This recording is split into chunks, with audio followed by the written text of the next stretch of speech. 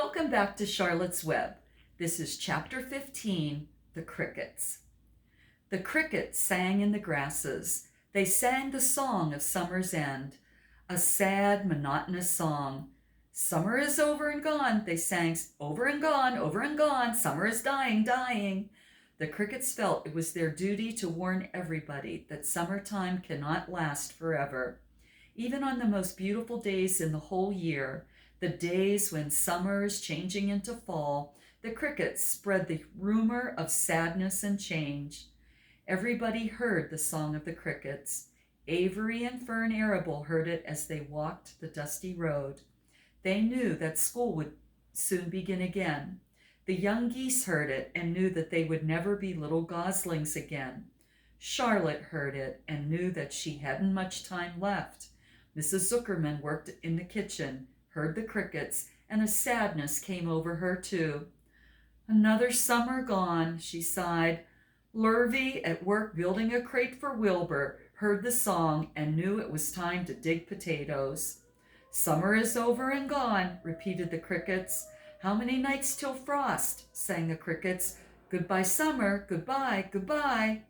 The sheep heard the crickets, and they felt so uneasy. They broke a hole in the pasture fence and wandered up into the field across the road.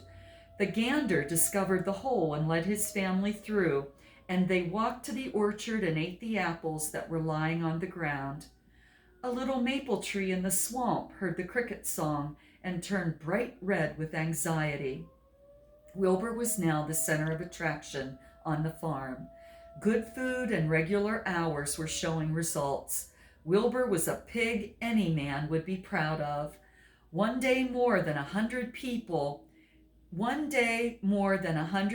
came to stand at his yard and admire him. Charlotte had written the word radiant, and Wilbur really looked radiant as he stood in the golden sunlight.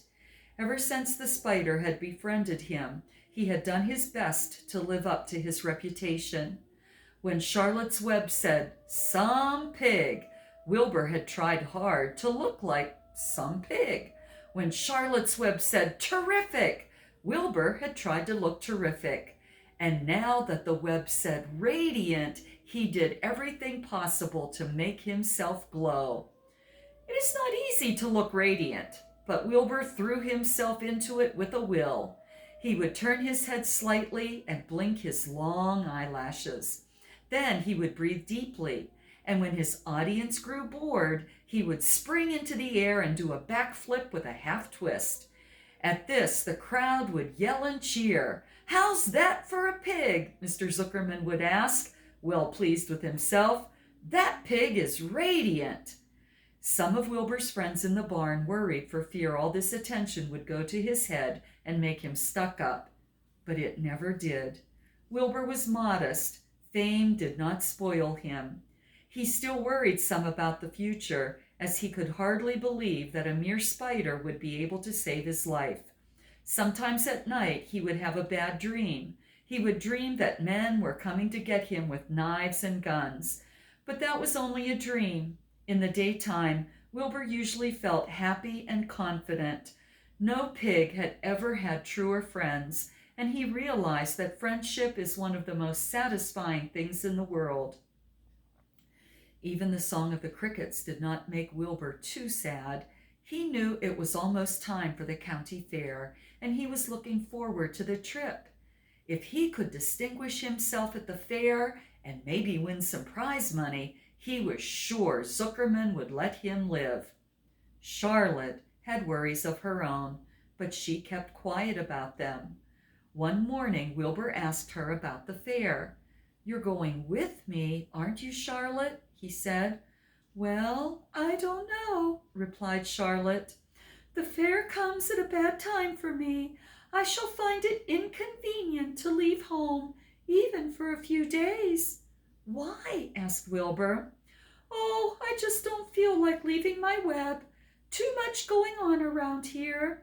"Please come with me," begged Wilbur. "I need you, Charlotte. I can't stand going to the fair without you. You've just got to come." "No," said Charlotte. "I believe I'd better stay home and see if I can't get some work done." "What kind of work?" asked Wilbur.